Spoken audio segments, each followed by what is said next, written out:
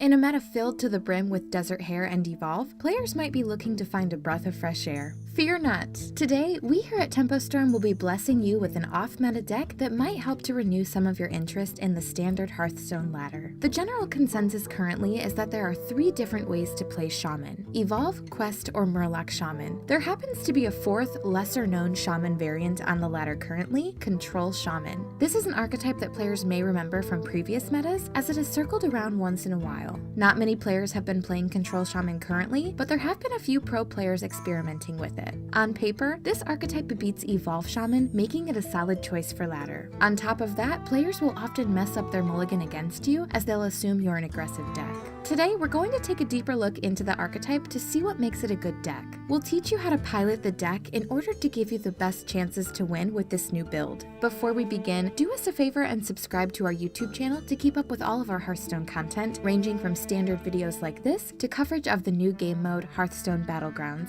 Now let's jump right in. Your general game plan with Control Shaman is to survive. As easy of a task as that sounds, it can be difficult at times, seeing as how aggressive the meta can be. Typically, your early turns are dedicated to staving off your opponent's pressure using your cheap spells. You'll also have Lickum to interact with your opponent's board while you're overloaded. It's important to make effective use of your AoE spells and to try to be greedy with them when you can. Oftentimes, your opponent will try to bait out a removal spell with a smaller board, so it's important that you assess the game state before using a spell. When you aren't under much pressure, try to draw a few cards in order to reach your minions faster. If you're able to develop a mana-tied totem on an empty board, it will often stick for a few turns, drawing you a lot of cards. Your mid-game plan will typically be to draw cards and summon your minions in order to bridge into the late game. When you have time, develop taunt minions so you can begin to fight for board using your own board. Finally, as for the late game, you will likely aim to close out the game with a large swing turn. Against more aggressive decks, a N'Zoth will typically spell defeat, whereas against control decks, you'll look to close out the game using Archivist Elysiana or Shutterwalk. Control Shaman doesn't have the ability to play aggressively, so it typically will play out as a heavy control deck and won't deviate from that plan often. Once you learn how to pilot this deck, you'll be able to learn the intricacies of the deck, such as when to go in and when to play extremely conservatively. Now that we know how Control Shaman works, we should take a deeper look at the deck's mulligans. This will help you understand how to pilot the deck into different matchups, as you'll know what cards to keep. In Hearthstone, the mulligan phase is typically the hardest part of the game, but the most rewarding part as well. We're going to break down the mulligans into 3 different sections. First, we'll look at aggro matchups, secondly, we'll look at control decks, and we'll wrap it up by taking a look at shaman decks. To start off, let's look at how to mulligan against aggressive decks. These mulligans are a bit simpler, as you have a clear-cut game plan in mind: you need to live. The best cards to keep in these matchups are things such as Sandstorm Elemental, Lickum, and Lightning Storm. These cards are the most versatile and will help you fight for board the best. If you already have Lickum, don't hesitate to keep Beakered Lightning against token decks, as it will not only provide a board clear, but will also buff your weapon.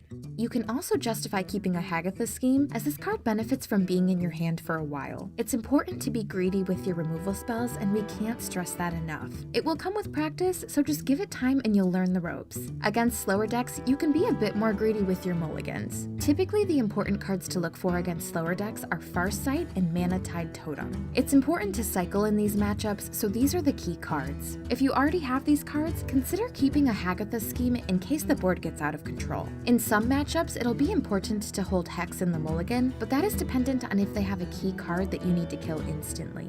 Against extremely slow decks such as Control Warrior, Hagatha the Witch can be important to outvalue them, so on coin you can consider keeping it. The general game plan against these slow decks is to cycle early, then curve out with threats. If possible, try to play Hakar the turn prior to Archivist in order to minimize the chance that you draw the Corrupted Bloods. If your opponent also runs Archivist Elysiana, consider saving Hakar until after they've played Elysiana. Afterwards, you can play yours or Shutterwalk to mitigate the effect. The last matchup we want to take a look at today is against Shamans, more specifically Evolve and Quest. Despite these decks being very different archetypes, they both rely on a swing turn from Desert Hair and Evolve in order to bridge into the late game. Don't get me wrong, these decks are strong without these cards, but it's crucial that you hold an answer for these swing turns. Oftentimes, Lightning Storm isn't a strong enough clear for several 4-drops. For this reason, we put a lot of emphasis on keeping Hagatha's scheme in the mulligan. In fact, you often might toss an entire hand of decent cards in order to find it. Once you have it, look to keep other anti-aggro cards to stave off the early pressure, then play the game as normal.